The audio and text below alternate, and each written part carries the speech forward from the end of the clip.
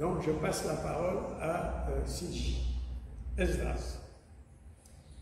Bonjour à tous, bonjour aux journalistes présents. Alors, nous organisons cette conférence de presse pour annoncer publiquement que Combat ouvrier appellera à voter pour Nathalie Arthaud en Guadeloupe et en Martinique aux prochaines élections présidentielles d'avril 2022. Comme Nathalie Arthaud et son organisation lutte ouvrière, Combat ouvrier est une organisation communiste révolutionnaire. Nous faisons partie de la même organisation internationaliste, l'Union communiste internationaliste. Et j'annonce également que Combat ouvrier présentera des candidats aux élections législatives de juin prochain dans les 4 circonscriptions de la Guadeloupe. Donc, nous partageons avec Nathalie Arthaud ses idées, aujourd'hui minoritaires, certes, mais qui ont un jour bouleversé le monde et qui un jour à l'avenir permettront à l'humanité de se libérer de l'exploitation de l'homme par l'homme, de la loi du profit, de la propriété privée des moyens de production, de l'anarchie du système économique actuel qui fait que, de père en fils, une minorité de capitalistes se transmet des fortunes quand la majorité de la population des êtres humains n'a rien d'autre à transmettre à ses enfants que l'obligation de travailler dur. Le système actuel est un système fou et barbare. Ici en Guadeloupe, des centaines de soignants ont été mis à la porte sans salaire parce qu'ils refusent de prendre un vaccin. Et ce, alors même que l'on sait que si le vaccin protège, il n'empêche pas d'être contaminé. Je profite pour dire que nous, en Combat ouvrier, nous sommes favorables au vaccin. Nous recommandons le vaccin à tous, car il protège des formes graves. Mais nous sommes opposés à l'obligation vaccinale assortie de sanctions pour les travailleurs. Les travailleurs licenciés, car ils ne sont pas vaccinés, sont des pères et des mères de famille. Ces sanctions sont une profonde injustice et constituent un véritable scandale. On ne se rend même pas compte de l'ampleur de ce scandale, car en réalité, il est masqué par la pandémie. Alors l'État en profite pour mettre les travailleurs au pas et punir ceux qui n'obéissent pas. Ce sont ces mêmes soignants qui font face au manque de moyens dans les hôpitaux publics depuis des années. Et c'est un manque volontairement entretenu par les dirigeants de l'État. Pourquoi? Parce qu'ils refusent de mettre l'argent qu'il faut pour soigner la population. Et tout cela pour réaliser des profits qui leur permettent d'arroser de milliards le grand capital, les grosses sociétés. Le fameux « quoi qu'il en coûte » de Macron n'existe pas pour la santé et les services publics. Il n'existe que pour les gros possédants. Pour les riches, il n'y en a jamais assez. Depuis le début de la pandémie en France, 240 milliards d'euros ont été versés aux entreprises pour soi-disant sauver l'économie, dont 35 milliards pour celles d'outre-mer. Ce sont les plus grosses entreprises. C'est le grand capital qui en a le plus profité. Et cette manne a permis que les entreprises du CAC 40 réalisent 137 milliards de profits en 2021. Depuis le début de la pandémie de Covid-19, la planète compte un nouveau milliardaire toutes les 26 heures. Dans ce même laps de temps, 93 600 personnes meurent de faim. Ça veut dire qu'aujourd'hui, il est 10h20. Demain, à midi 20, 93 600 personnes vont mourir de faim et il y aura un nouveau milliardaire. Et ce sont les plus pauvres en majorité qui meurent de la pandémie. Ce sont les plus pauvres en grande majorité qui multiplient les comorbidités, diabète, obésité, hypertension, drépanocytose et fragilité de toutes sortes.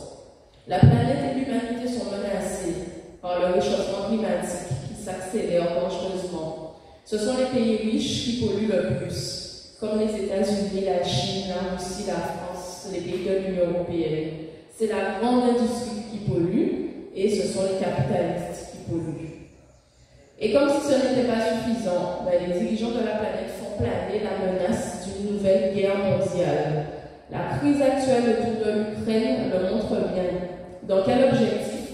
Pour que les pays impérialistes menés par les États-Unis gagnent des parts de juteux qui leur échappent actuellement parce que ces marchés sont sous contrôle de la Russie et de la Chine. Alors, quelles sont les forces en présence aux élections présidentielles à venir? Alors, avec son mépris légendaire, Macron n'a été qu'un exécutant des volontés de la classe des possédants, dans la continuité de ses prédécesseurs. Il a poursuivi la casse du Code du travail quelques mois après son arrivée au pouvoir, en instaurant les lois Macron qui facilitent les licenciements. Et il les renforce aujourd'hui avec l'obligation vaccinale assortie de suspension sans salaire. D'un autre côté, il y a les politiciens d'extrême droite et leurs idées qui prennent de plus en plus de place, d'importance dans la campagne électorale. Zemmour, un admirateur de Pétain, anti-musulman, misogyne revendiqué, raciste et condamné 2 fois pour racisme, rêve de regarder Le Pen en la doublant sur son extrême droite. Il déclare qu'il y a trop de noirs à l'équipe de France de football et aussi qu'il y a trop d'arabes, trop de noirs, trop d'étrangers en France. Et pourtant, nous trouvons en Guadeloupe un noir qui représente Zemmour. Ces noirs indiens guadeloupéens, comme Maxette Pervacas, se comportent comme des esclaves, baisant la main de leur maître et leur tendant le fouet pour se faire battre. La démagogie raciste, anti-musulman, anti-immigré est stupide et répugnante. Elle est plus particulièrement dangereuse pour nous, travailleurs, car elle nous divise et effrite la seule arme dont nous disposons pour changer notre sort, c'est-à-dire notre force collective. En Guadeloupe, où la population est majoritairement noire ou indienne, et subit encore aujourd'hui les séquelles du colonialisme, voter pour les Zemmour et Le Pen, c'est se tirer une balle dans le pied, c'est se mépriser soi-même. Quant aux candidats de gauche, la plupart ont été au gouvernement ou aux affaires quand le Parti socialiste était au pouvoir, et ce depuis Mitterrand.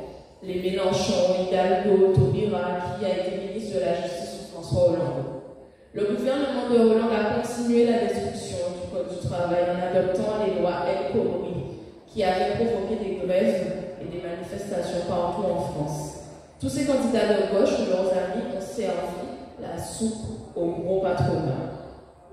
Nathalie Arthaud et nous, combat ouvrier, nous dénonçons le système capitaliste tous les jours dans nos activités militantes. Mais les élections nous donnent une occasion d'amplifier nos dénonciations. Vous ne nous entendrez jamais parler de sauver la France ou sauver la Guadeloupe, parce qu'il n'y a pas une seule France, tout comme il n'y a pas une seule Guadeloupe. Il y a d'un côté la Guadeloupe des riches capitalistes, des béquets et autres bourgeois, et de l'autre côté il y a la Guadeloupe des travailleurs, des Noirs et Indiens exploités, des pauvres. Dans cette campagne électorale, nous nous adressons aux travailleurs, aux travailleuses, avec ou sans emploi, aux petits retraités, aux petits artisans et commerçants, pour montrer que nos problèmes actuels viennent du fonctionnement même du système capitaliste. Ici en Guadeloupe, en raison de notre histoire, donc des séquelles du colonialisme et de l'économie de plantation, les problèmes des classes populaires sont toujours pires par rapport à ceux qu'ils sont en France. Oui, tout est pire ici. Le chômage est plus élevé, 7,9% en France hexagonale actuellement, contre 25 à 30% en Guadeloupe. Les prix des produits alimentaires notamment sont presque 50% plus élevés que dans l'Hexagone, alors qu'en moyenne les revenus sont plus faibles ici. De plus en plus de familles ont recours aux épiceries solidaires pour faire leurs courses. Les jeunes subissent une discrimination à l'embauche et beaucoup partent sans revenir. Quant au service public de l'eau, c'est un immense scandale. Imaginez un seul instant, que 10 millions de Français soient privés d'eau régulièrement dans l'Hexagone. Imaginez que régulièrement, l'eau y soit impropre à la consommation. Donc en ça aussi, on va être subir une discrimination. Nous allons donc occuper le terrain politique pour ne pas le laisser aux bourgeois et aux notables qui mènent des politiques anti-ouvrières et anti-populaires et aggravent la situation sociale. Nous concourons dans une catégorie spéciale, la catégorie du camp des travailleurs. Le programme de Nathalie Arthaud s'articule autour de 3 thèmes principaux, et je vais les citer pour conclure. Pour supprimer le chômage, il faut imposer des embauches massives et la répartition du travail entre tous, avec maintien de salaire. Il y a des travailleurs, des salariés qui travaillent 10 heures, parfois 12 heures par jour. On peut partager le travail entre tous. Que certains fassent 6 heures, d'autres 8 heures, mais faire en sorte d'embaucher, c'est possible. Contre la vie chère et les prix qui augmentent sans cesse, aucun salaire, aucune pension de retraite, aucune allocation ne doit être inférieure à 2 000 € net par mois. Net. Il faut que cela augmente chaque fois que les prix augmentent. Et enfin, pour mettre fin à la course au profit des capitalistes, les travailleurs doivent imposer leur contrôle sur l'économie et supprimer le secret industriel et commercial. Il faut que tout le monde sache les profits qui sont générés grâce à l'exploitation et à la profitation. C'est donc le programme de lutte, car aucune de ces revendications ne sera gagnée sans une lutte farouche. Et nous défendrons ce programme aux élections présidentielles et aux élections législatives. Merci. Bon, merci Sylvie Esdras.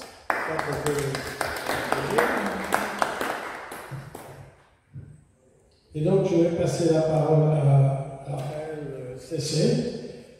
J'y vais tout de suite. Bonjour.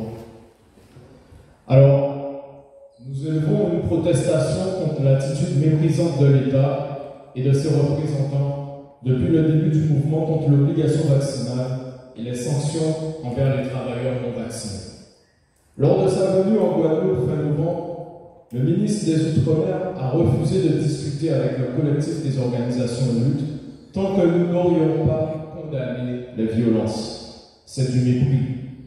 Il fallait donc qu'on lui demande pardon pour qu'il daigne nous adresser la parole. Et le mépris continue. La mobilisation dure depuis 7 mois.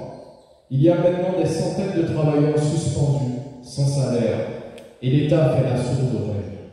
Sa seule réponse, c'est la répression avec le couvre-feu, les lacrymogènes, les arrestations, les procès, les emprisonnements. Et pendant ce temps, les autres problèmes s'aggravent. La précarité, la vie chère, les coupures d'eau. Pour conclure, nous déclarons que le mépris affiché par Macron, ses ministres, son préfet, ne peut que conduire à de nouvelles explosions sociales.